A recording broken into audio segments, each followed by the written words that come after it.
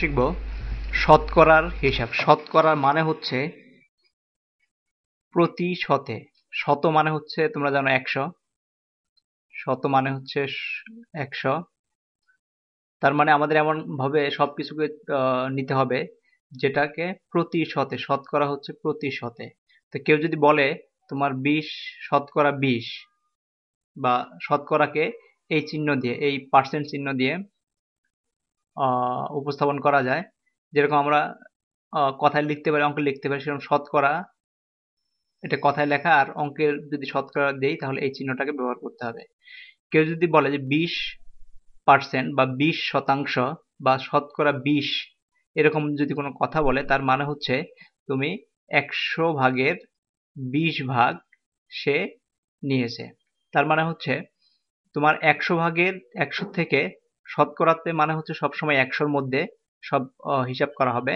100-র 20% বা শতকরা 20 মানে হচ্ছে 100-র মধ্যে সে 20 নাম্বার পেয়েছে। যদি আমাদের পরীক্ষার খাতায় বলি 100 মার্কে 100 নাম্বারের পরীক্ষা, তার মধ্যে 20 পেয়েছে, তার মানে শতকরা সে 20 পেয়েছে। শতকরা 20 বা 20%, 20% বলেছে, পার্সেন্ট, শতকরাকে ইংরেজিতে বলে পার্সেন্ট, পার সেন্ট।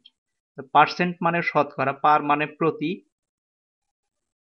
আর সেন্ট মানে হচ্ছে সেঞ্চুরি। তোমরা ক্রিকেট খেলায় জানো সেঞ্চুরি, সেঞ্চুরির এই গ্রিক ওয়ার্ড থেকে আসছে সেন্ট। সেন্ট মানে হচ্ছে 100 বা 100, যেটাই বলো। তো 20% মানে হচ্ছে আমরা শতকরা 100-র মধ্যে 20, বা কেউ যদি বলে যে শতকরা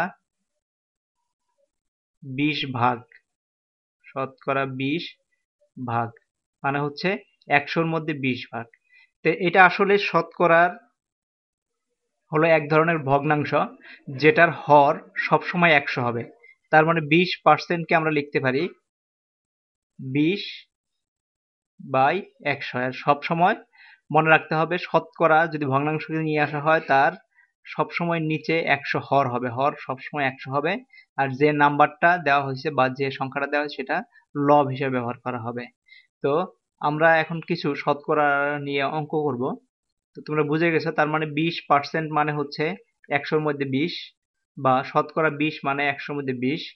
বা কোনো সংখ্যা যদি ছোট থাকে, তোমাকে বলা হইতেছে এরকম যদি বলে, আমরা দেখবো এরপরে যে 5 টাকা 20 টাকার কত পার্সেন্ট, 20 টাকার শতকরা কত অংশ।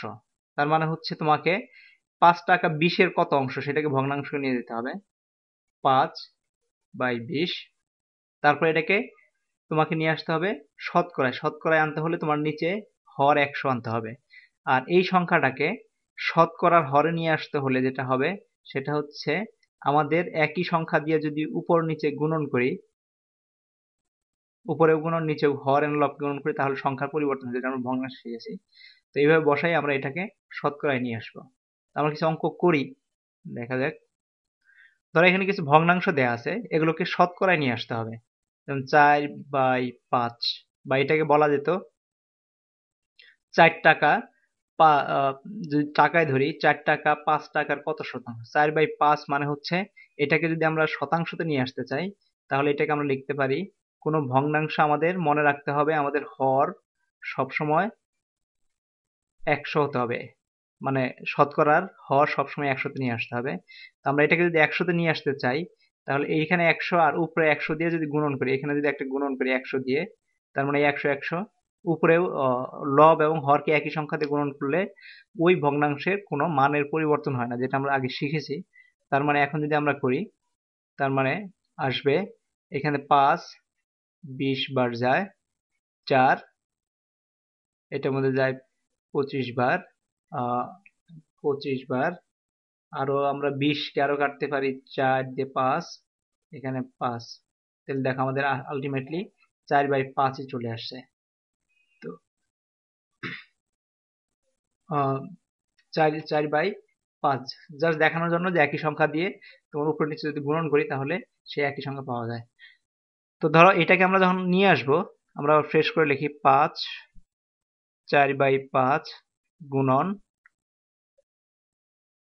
100/100 দিতে পারি, বা এটাকে এভাবে লিখতে পারি 100 গুণন 100 বাই 5 গুণন শতকরা, মানে 1% দিয়ে গুণন করলেই তো আমরা পেয়ে যাচ্ছি সবকিছুতে। তো এইখানে তাহলে আমাদের শতকরার অঙ্কটি দাঁড়াবে,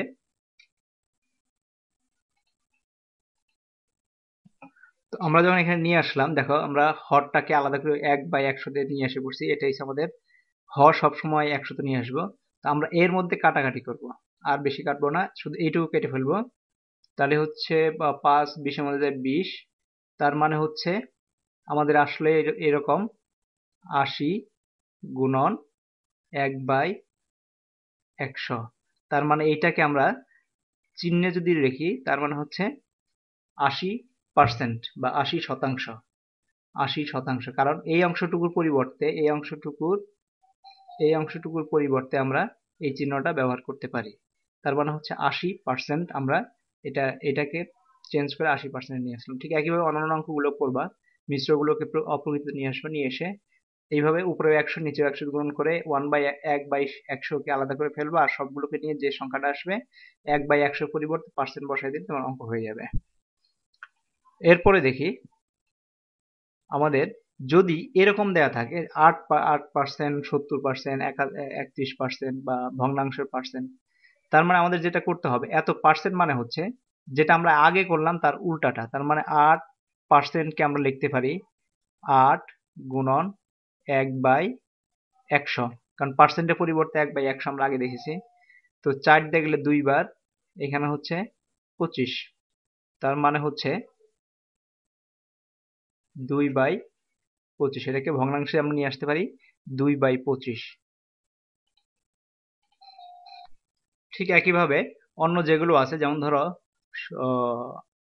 8 সমস্ত 1/10, এটাকে নিয়ে আসো ভগ্নাংশতে, 8 10 80, 81/10 গুণন এই পার্সেন্টেজের পরিবর্তে আমাদের 1/100 লিখতে হবে।